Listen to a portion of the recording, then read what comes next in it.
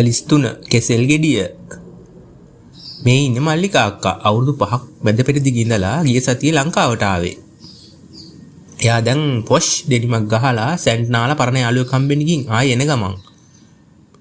ගෙදර යන්න බස් එකක් එනකම් මේ ඉන්නේ. මේ පාරේ බස් අඩුයි. 1-2 යන්නේ. බස් එක එනකම් කඩයක් ගාව හිටියා. කෙහෙල් ගෙඩි දැකලා ආස හිතුණා. ලොකු ඇඹුම් කෙසෙල් කාලෙකින් කෑවේ නෑ. කෙහෙල් ගෙඩි දෙකක් අරන් කන්න ගත්තා. පළවෙනි කෙසෙල් ගෙඩිය කන අතරේ ඈතින් බස් එක එනවා දැක්කා. ඉක්මනට කෙහෙල් ගෙඩිය කෑවට අනිත් ගෙඩිය කන්න වෙලාවම මදි. බස් එක ආවා. අනිත් කෙහෙල් ගෙඩිය විසි කරන්නත් ලෝබයි.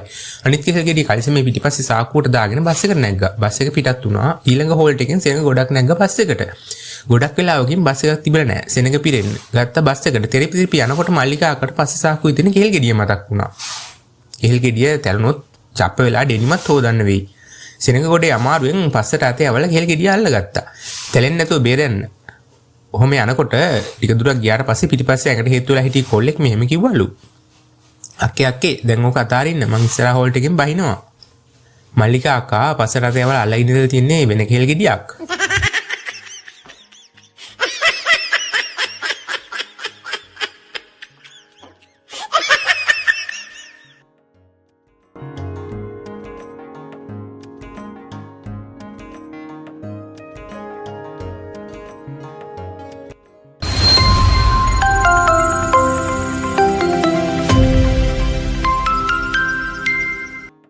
ෆ්‍රිජ් එක මිස්ටර් පිනිදියයි නෝනා ඉන්නේ තට්ටු නිවාසයක. පස්වෙනි තට්ටුවේ නෝනා තරුණයි. මිස්ටර් පිනිදිය වැඩට ගිය අතරේ නෝනා වෙන කෙනෙක් ගෙදරට ගෙන්න ගන්නවලු. කාලයක් ගියත් මේ වැඩේ අතටම අල්ලගන්න මිස්ටර් පිනිදිය try කළා බැරි වුණා. නෝනා හොරමිනියෙක් ගෙදර ඉන්නව දැක කියලා යාළුවෙක් කෝල් කරලා. ඔෆිස් එකේ ඉඳන් යකා වැහිලා මේ ගෙදර දුවන් එන්නේ පිනිදිය මහත්තයා. අපි බලමු මොකෝ වෙන්නේ කියලා. අද නම් දෙකකින් එකක් වෙයි. ගෙදරට ආපු පිනිදියට ගිය ඇතුලෙන් දෙන්නේ කතා කරගෙන ඉන්නවා වුණා. අදටම අල්ලගන්න පුළුවන්. මුළු ගේම අසක් මූලක් නාඩ බැලුවා හැබැයි කවුරුවත් නැහැ. ආයෙ එලිට් දුවන් ඇවිත් බැලකෙන ඉඳන් පහළ බැලුවා. හතරවෙනි තට්ටුවේ ඉඳන් තුන්වෙනි තට්ටුවට පඩිපෙලේ මිනිහෙක් බහිනවා. හදිසියට අතට අහුවෙන දෙයක් නැහැ කියලා අරින්න.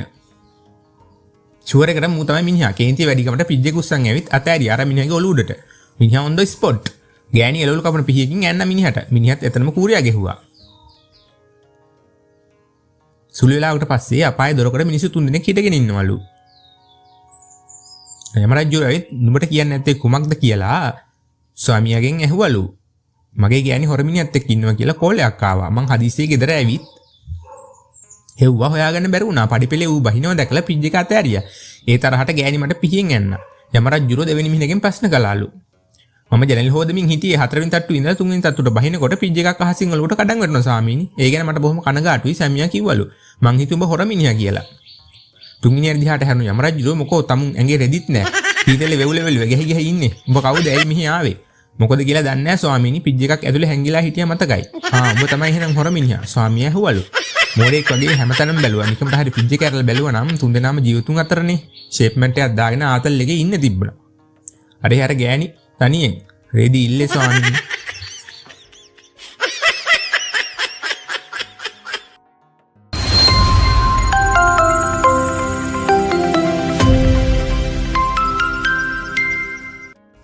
රිලවා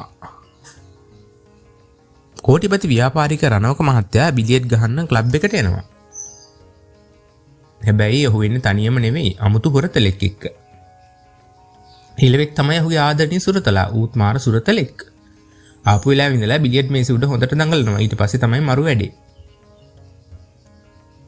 ටික වෙලාවකින් බිලියට් බෝල අතට අරන් කටේ දාලා ගිලිනවා. බෝල 3-4ක් ගිලලා තමයි ආයෙ යන්නේ. කවුරුවත් මුකුත් කියන්නේ නැහැ. රණවක මහත්තයා කෝටිපතියෙක්නේ. රිලවා ගිලින හැම බෝල එකකම රුපියල් 5000 ගානේ ඒ වෙලෙම ගෙවනවා රණවක මහත්තයා. කවුරුත් රිලවාගේ මේ වැඩේ බලන් ඉඳලා විනෝද වෙනවා. වෙනදා දිනපතාම එන රණවක මහත්තයා සති 3කින් විතර ආවේ නැතුළු. මාසෙකට පස්සේ රිලවා එක මෙන්න එනවලු. ඉලවත් වෙනද වගේ සෙලම් කරලා බෝල ගිලින්න පටන් ගන්න හදන්නේ.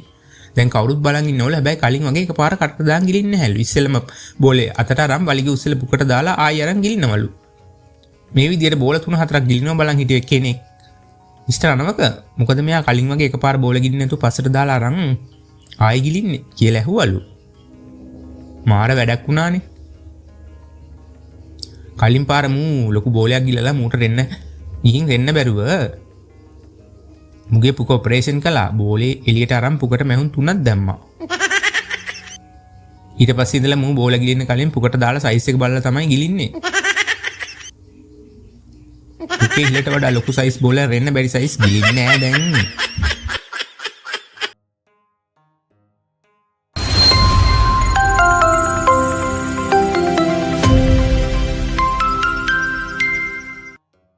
පැරෂුට් එක ලෝකේ විවිධ ශේෂ්ත්‍රවල සුවිශේෂී හැපම්කම් අය වෙනුවෙන් සම්මාන උළෙලක් ඉන්දියාවේ තිබුණලු. ලංකාවේ වෙළඳැමිතුමා හාමුදුරු කෙනෙක් සහ දක්ෂ සිසුවෙක් නිර්දේශ වුණාලු. දේශපාලකතුමාගේ උදවාතයේ පිරු බැලුන් මගින් ෆ්‍රී වයිෆයි ජනනය කිරීම වෙනුවෙන් ඇමතිතුමාත් නිවන් මඟ දෙපස යූරියා යොදා ගනිමින් කාබනික වගා කිරීම හේතුවෙන් හාමුදුරුවොත් කිලෝ 10ක් බර ඔසවමින් කෂේරුකාව කෙලින් තබාගෙන වසර 10ක් පාසල යාමෙන් සිසුවත් සම්මානයට පාත්‍ර වුණා. සම්මාන වලට ගිහින් එන ගමන් ආරක්ෂක තීරණයක් බත වුන් තුන් දෙනා ඉක්මනින්ම නවදිල්ලි වෙත එවන්න සැහැළු ගුවන් යානයකට නැග්ගවලු. ආරක්ෂක හමුදාව පිටිපස්සේ යානේ එනවලු. ඔහොම ටිකුද්දක් යනකොට ගුවන් යානේ කාර්මික දෝෂයක් හටගත්තලු. නියමුවා කිව්වලු අපි අඩි 30000ක් උඩින් ඉන්නේ වහාම ජීවිත බේරගන්න පැරෂුට් සූදානම් කරගන්න කියලා. හදිසි ගමනක් නිසා නියමුවා ඇතුළු 4 දෙනෙක් හිටියට පැරෂුට් 3යි තිබිලා තියෙන්නේ. පූජ්‍ය පක්ෂයට මුල් තැන නිසා පළවෙනි පැරෂුට් එකෙන් හාමුදුරුවෝ පැන්නලු. නියමුවා කිව්වලු අපි මේ කුඩා දරුවට දෙවෙනි පැරෂුට් එක දෙමු නේද ඇමතිතුමා. ඇමතිතුමාට මල පැන්නලු. එහෙම කොහොමද මම ඇමතිවරයෙක්. රටේ මූලික පුරවැසියෙක් කියලා සිසුවගේ උකුලට තිබ්බ පැරෂුට් එක අරගෙන උදුරගෙන ටක් ගාලා දමාගෙන පැන්නලු ගුවන් යානේ. ඉන්දියන් ගුවන් නියමුවා පොඩි ළමයට කිව්වලු පුතා මං වයසයි මං ජීවත් වෙන්න තව සුළු කාලයයි. මේ ඉතුරු පැරෂුට් එක අරන් පැනලා ජීවිතේ බේර ගන්න පුතා කියලා. පිස්සුද අංකල් බය වෙන්න එපා. අපි දෙන්නට පයින් පැරෂුට් දෙකක් තියෙනවා. ඒක කොහොමද පුතා? අපේ ඇමතිතුමා කලබයට පැරෂුට් එක කියලා මගේ ස්කූල් බෑග් එක පිටේ බැඳන් පැනලා තියෙන්නේ.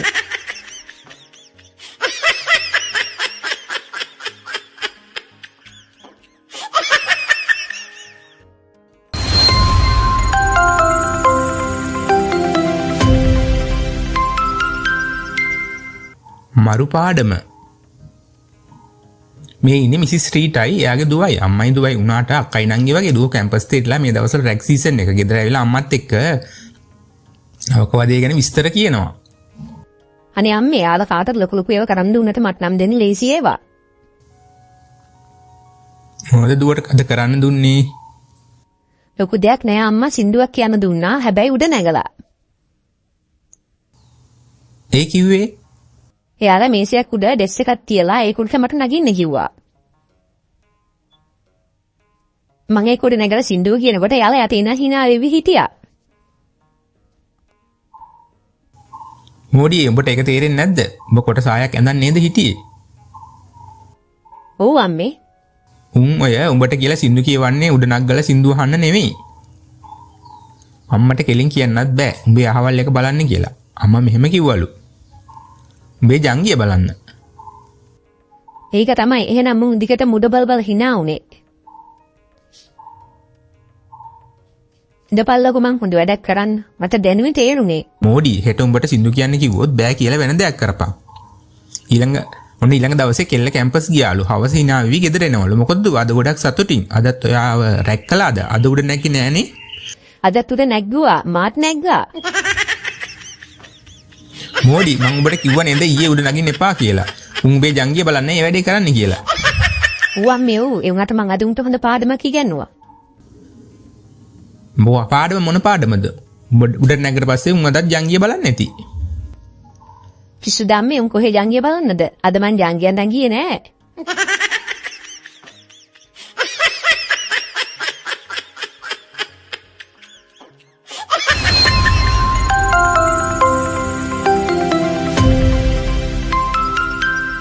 ලොකු බිත්තරේ මේ ඉන්නේ රතු කිකිලි එයාගේ ළඟදි මල්ල රොච්ච දුවයි. දුවහා පුරා කියලා පළවෙනි බිත්තරේ දාන ලෑස්තිය. අද යාලා ඉන්න ගෙදර උත්සවයක්. පුතා කසාද බඳිනවලු.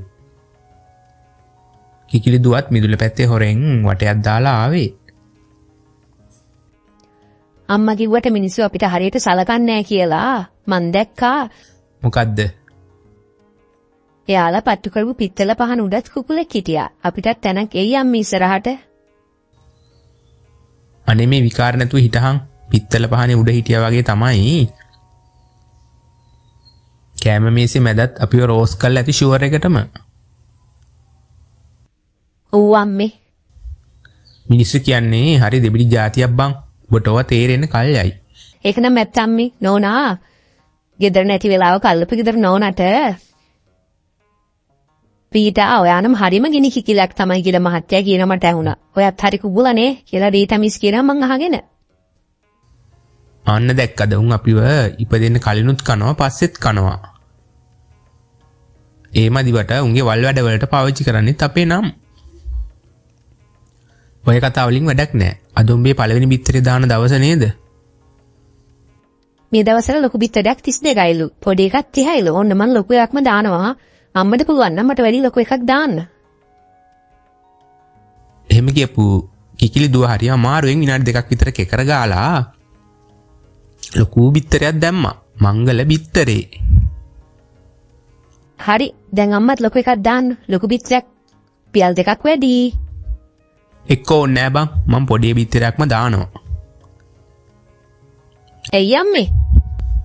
නිකන් රුපියල් 2කට මොකටද බං පොකේ ඉරාගන්නේ?